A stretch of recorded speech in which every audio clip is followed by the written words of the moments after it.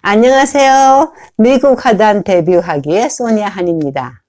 오늘은 전에 같이 있던 후배도 안 오고 제자도 안 오고 그래서 지금 우리 이웃에 사는 재미있는 친구, 막내 남동생 같은 친구 지금 우리 남웅 씨가 옆에서 저를 도와주려고 와 있어요. 안녕. 붙잡아봐서 미안해. 오늘은 전시장 종류와 전시 기간에 대해서 이분들한테 내가 말하려고 하거든. 미국 갔을 때 미술관 많이 가봤지. 그런데 말고 어디 가봤어? 미술관 뉴욕에 갔을 때 가고. 미술관 말고 딴 데는? 박물관? 박물관이나 미술관이나 그 급수는 똑같잖아. 화랑은 안 돌아다녔어? 화랑은 뭐 많이 가봤죠. 그랬구나. 보통 사람들은 화랑을 주로 더 많이 가는데 많이 거기 있지 않고 그냥 왔나 보지. 어쨌든 이제 작가들이 궁금한 건 전시를 내가 할 수 있는 공간이 어떤 곳이 있느냐가 참 궁금하다고. 그래서 오늘 그 얘기를 하려고 그러는데, 대형 장소로는 미술관 그런 데도 있고 또 커다란 아트센터 이런 데가 있고, 그런 거 다 이제 비영리 단체거든. 그 다음에 미국의 기업, 미국에는 대기업들이 운영하는 갤러리가 있어. 그래서 그 코퍼레이션 갤러리라고 그러는데 그런 데서도 이제 전시하고, 그것도 역시 비영리 목적으로 하고 있는 것이고, 그 다음에 일반 큰 빌딩의 라비 같은데 그런 데서도 전시할 수 있고, 그 다음에는 비영리 화랑, 물론 우리가 알고 있는 저번에 잠깐 설명했던 비영리 단체에서 운영하는 그런 모든 화랑에, 그 다음에 또 우리가 알고 있는 일반 갤러리 영리 화랑에 그 물론 전시하게 되겠지. 그리고 이제 다음에 이건 좀 더 디테일하게 얘기하겠지만 아트 페어라는 게 있어. 그러니까 작가들이 나와가지고 자기 작품 팔고 축제처럼 그렇게 시장을 형성해서 하는 아트 페어가 있는데, 그것도 종류별로 규모가 다 다르기 때문에 이것만 한번 따로 할 것이면 어쨌든 거기서도 전시가 이루어진다는 것. 그 다음에 여러분이 알고 있는 대형 컨벤션, 아트 컨벤션, 시카고 아트 페어 같은 거, 어떤 이런 큰 컨벤션이 있고. 근데 우리가 미처 생각하지 않는 게 어디 있냐면, 미국에는 각 대학에 아트 갤러리가 있어가지고 거기도 이제 비영리 목적으로 전시를 하고, 또 우리 여기 한국에도 지금 뭐 아산병원이나 삼성병원 가면은 전시가 이루어지고 있잖아. 그것처럼 미국에는 대형 병원에 다 전시가 이루어지고 있거든. 그리고 이제 무슨 협회들이 많으니까, 미국에 얼마나 협회가 많은지 무슨 뭐 전 세계에서 필요한 조직의 협회는 다 있잖아. 그런 협회마다 전시 공간이 있어가지고 거기도 전시할 수 있고, 그 다음에 역사가 있는 큰 교회. 근데 교회에서 전시하는 것은 꼭 종교적인 테마가 아니라도 되고 굉장히 파격적으로 컨템포러리하게 거기도 큐레이터가 있어가지고 전시하는 데도 많고, 그 다음에 공항 전시장도 있고, 또 버스터미널 같은데 어디 이런 그 트래픽과 관계 있는 곳에 어떤 그런 좋은 빌딩이 있으면 거기도 갤러리를 운영해서 거기도 전시할 수 있고, 그 다음에 일반 관공서, 미국에 관공서 많잖아. 그 많은 관공서의 벽면이 전시장으로 이용되고 있고, 그 다음에 이제 하나 여러분들이 잘 모르는 스페이스 중 화랑 종류 중에 코앞 화랑이라는 게 있는데, 그건 내가 따로 이 다음에 설명해 드릴 거예요. 이거는 일종의 아티스트들이 모인 협동조합 화랑이에요. 그래서 거기서 그거는 화랑도 아니고 어쨌든 전시장으로서 멤버들이 모여서 하는 작가들의 협동조합 화랑 운영체제예요. 그건 이 다음에 따로 공부를 할 거예요. 그리고 여러분들이 잘 생각하지 않는 전시장이 있는데, 그거 어떤 데인가 하면은 식당, 아주 멋진 식당, 거기도 전시할 수 있고, 심지어는 액자집도 굉장히 큰 대형 멋있는 액자집, 그 다음에 인테리어 디자이너 사무실, 거기도 쇼룸처럼 되어 있으니까. 그 다음에 미국에는 커다란 가구 전시장, 또 가구 쇼 이런 거, 그 다음에 컨트리 클럽, 그 다음에 스위밍 클럽, 헌팅 클럽 이런 데마다 클럽 하우스가 있어가지고 거기서도 전시를 하고, 그 다음에 부동산들이 이제 우리 그 모델하우스처럼 자기네 어떤 빌딩을 지어가지고 그 건물을 이렇게 프레젠테이션 하면서 거기서 굉장히 아트를 이렇게 많이 걸어놓고 하기 때문에 그럴 때도 내 전시를 거기다 넣을 수가 있겠지. 그리고 이제 기부 파티나 행사에 내가 전시할 수 있고, 또는 잡지에서 작가를 소개할 때 마치 전시 행사처럼 꾸며가지고 소개할 때, 그럴 때도 소개가 될 수가 있고, 자기가 저작권을 가졌기 때문에 자기 작품을 남의 회사에서 내 걸로 달력을 만드세요, 내 걸로 카드를 만드세요 해가지고 내 작품이 알려지게 하는 방법도 있고, 그리고 또 한 가지 여러분이 잘 모르는 시장이 하나 있는데, 이거는 말하자면 미국의 매니아들이 하는 매니아 콜렉터들이 있는데, 그건 어떤 건가 하면 사냥과 헌팅과 접시예요. 그러니까 콜렉티블 아이템이라 그래가지고, 여러분들이 그런 잡지를 봤는지 모르는데 오리를 많이 그려요. 사냥하는 오리. 근데 그 오리 그림만 모으는 수집가가 너무나 많아. 그래서 오리 그림을 그러니까 이 시장은 파인아트 시장, 순수 미술 대표 화랑하고는 관계가 없는데, 지금 미국의 팔로를 뚫으려고 하는 여러분들이 아마 이런 그림에 더 합당한 사람이 있을지도 몰라서 내가 생각난 김에 말씀드린, 이 시장이 굉장히 커. 그래서 무시하지 못할 그런 시장이기 때문에, 만약에 여러분께서 새를 잘 그리는 사람이 있으면 이런 것도 한번 생각해 봄직하다. 또 낚시, 그 다음에 그 콜렉티블 접시 그림만 모으는 또 일련의 수집가들이 있거든. 그런 마켓도 있다. 이제 오늘은 이제 이런 데를 소개하면서 그 중에 특징들, 또 전시 기간은 얼마나 되나 이런 것들. 자, 그러면 일단 제가 맨 먼저 소개했던 뮤지엄은 우리 한국 작가들이 미국 진출하는데 별 도움이 안 되죠. 왜냐면 그것은, 그러니까 여기서 내가 제일 먼저 여러분께 말씀드릴 것은, 우리가 컨택을 해야 되는 곳과 우리가 컨택을 안 하는 곳을 먼저 구별해야 되는데, 뮤지엄은 컨택 안 합니다. 그분들이 알아서 우리를 초청해 가는 것이지 우리가 나 해주세요 하고 하진 않아요. 그러나 뮤지엄에서는 뭘 하는가 하면 작가들에게 큐레이티드 된 어떤 그 전시를 기획해가지고 할 때, 자, 이런 작가들을 심사를 하겠습니다 하고 작가들을 초빙하는 공고가 뜨면, 그때는 우리가 내 걸 봐주세요 하고 보낼 수가 있지만, 그러지 않은 경우에는 미술관 자체 프로그램에서 자체 큐레이터들이 자기네가 기획해서 이제 작가들을 모셔가는 곳이기 때문에 이제 우리들이 컨택은 안 해요. 다만, 그럼 미술관은 얼마나 미리 스케줄을 잡느냐. 보통 작은 미술관도 3년에서 5년. 큰 미술관은 옛날에는 거의 평균 8년이었는데 지금 5년에서 한 8년 그럴 거예요. 그러니까 전시가 스케줄이 잡히면 5년 후나 그렇게 된다고. 아주 그 미술관이 하나만 하는 게 아니고 미술관 안에 무슨 이렇게 갤러리마다 다 기획이 돌아가니까 조금 그 중에서 작은 소규모 기획 같은 것은 또 3년 후, 또 5년 후. 그러니까 그 안에 큐레이터들이 많고 하는 일이 굉장히 많지. 그러니까 거기에 따라서 프로그램이 굴러가는 거니까.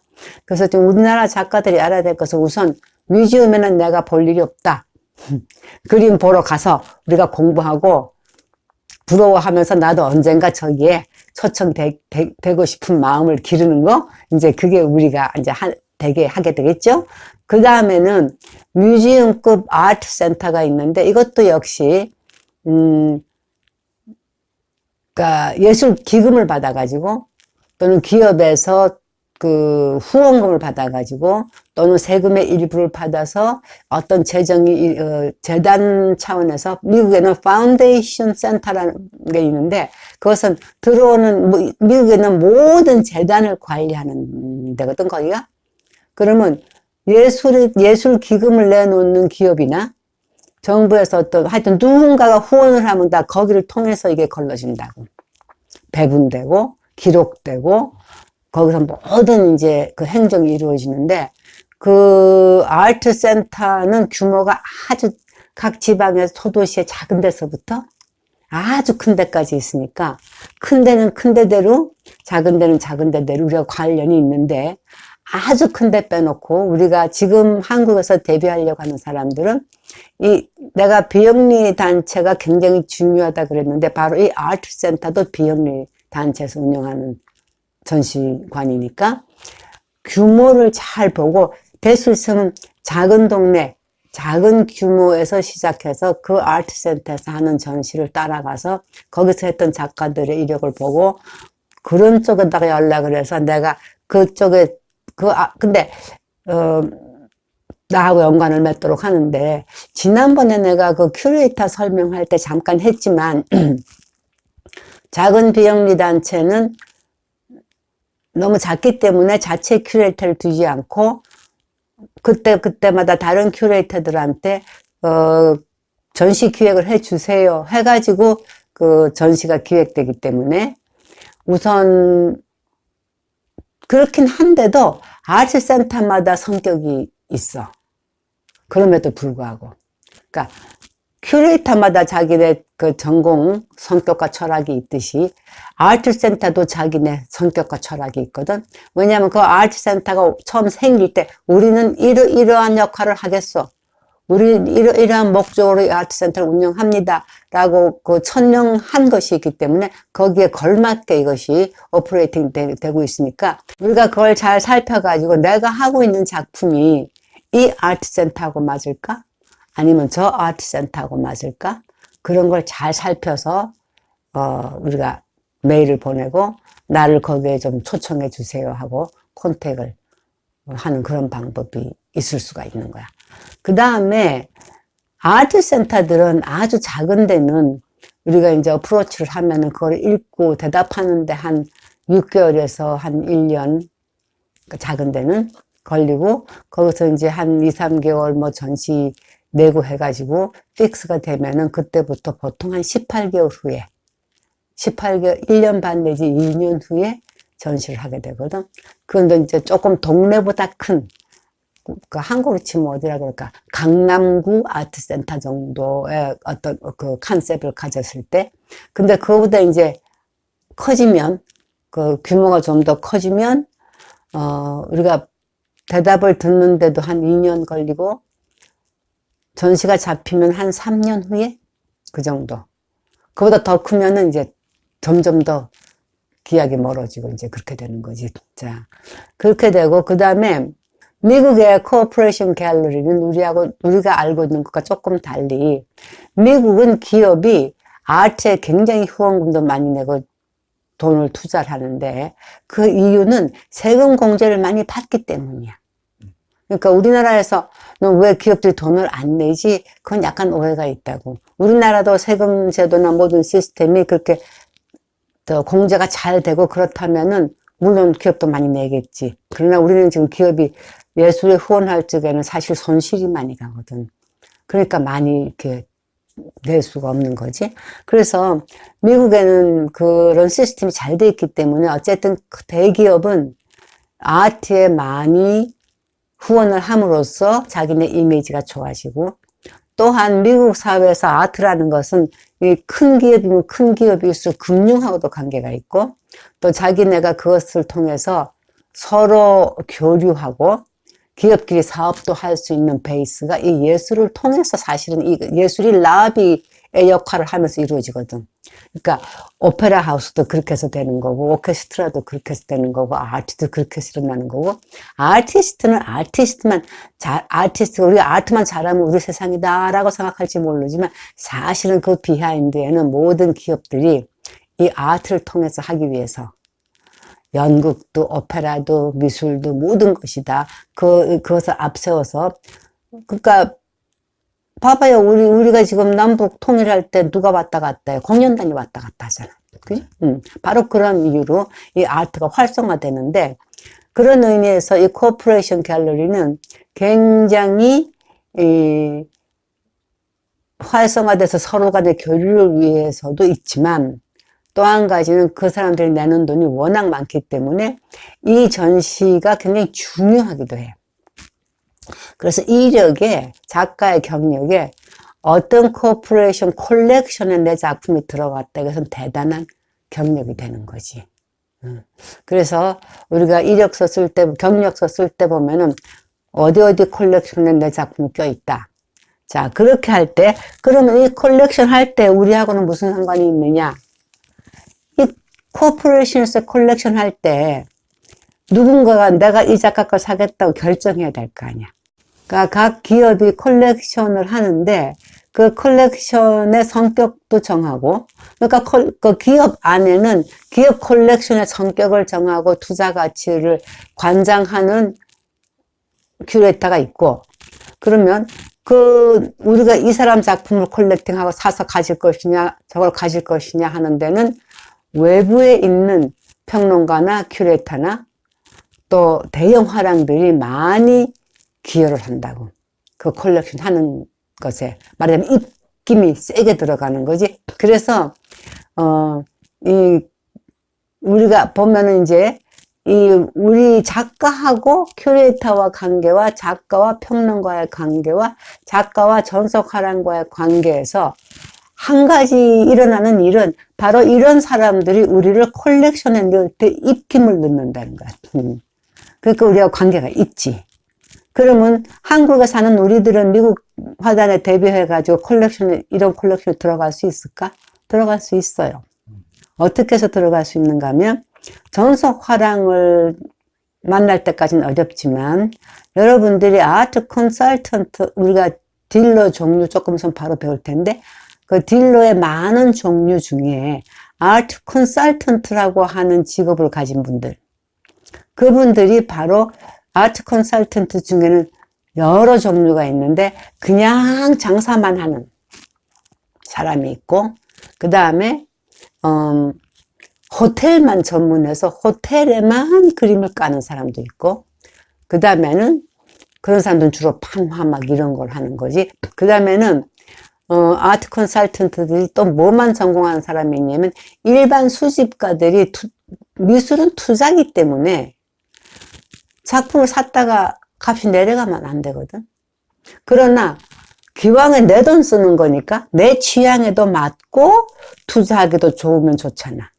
그런데 나는 미술사 공부를 안 했기 때문에 내 취향에 맞는 걸 고르면 자칫 작품이 질이 떨어질 수가 있거든. 그것이 차이점이에요. 우리나라 콜렉터들하고 차이가. 우리는 돈 있는 사람이 자기가 보고 골라.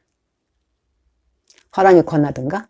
근데 미국은 물론 좋은 화랑에서 좋은 화랑이 권하는 것도 하지만, 이 투자하는 분들이 전적으로 미술사 공부하신 분한테 의뢰를 한다고, 돈을 주고.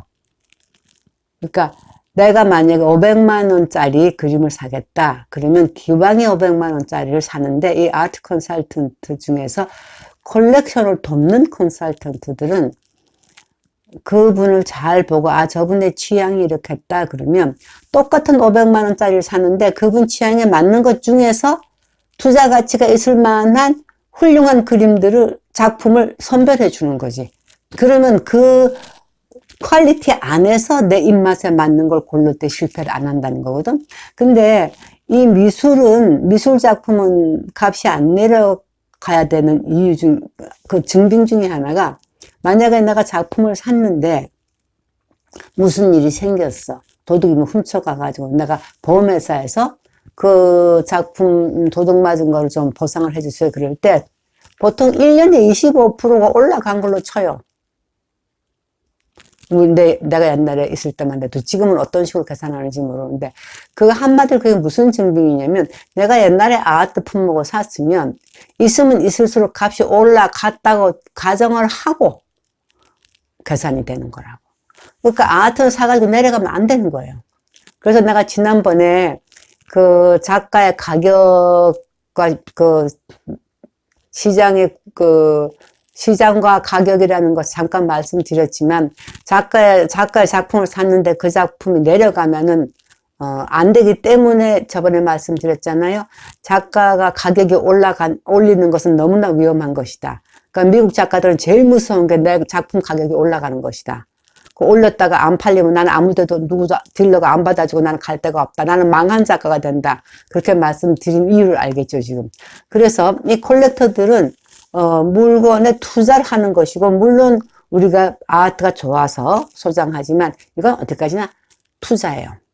그 투자니까 우리가 이 코퍼레이션에 들어가는 길은 이런 아트 컨설턴트들하고 내가 딜을 잘 했을 때 그 사람들이 내 작품을 가지고 있으면 물론 그 사람들이 전시는 안 해줘요. 또 화랑처럼 나하고 계약해가지고 뭘 하진 않아요. 그러나 그 사람들이 바로 내 작품을 바로 그런 컬렉터들한테 추천할 수가 있는 거지. 그래서 우리가 아트 컨설턴트 중에서 몇 종류의 컨설턴트들을 우리가 잘 타겟으로 삼고 컨택을 하고 우리가 그 관계를 가지려고 노력해야 되는 이유 중에 하나가 바로 이 사람들이 여러분의 컬렉터들을 많이 정해주고 또 여러분들이 보통 화랑에서는 잘 닿지 않는 다른 전시장에 노출시켜주고 코퍼레이션 컬렉션에 운이 좋으면 들어갈 수도 있는, 그러니까 내 작품이 좋으면 거기에 걸맞은 활동을 하는 아트 컨설턴트를 내가 컨택을 해가지고 저한테 알려야 되는 내 작품. 근데 화랑은 여러분들하고 딜할 때 해줘야 되는 게 너무나 많기 때문에 잘 이렇게 선뜻 나서지 않지만 아트 컨설턴트들은 에이전시 계약을 안 하기 때문에 여러분한테 별로 해주는 게 없다고.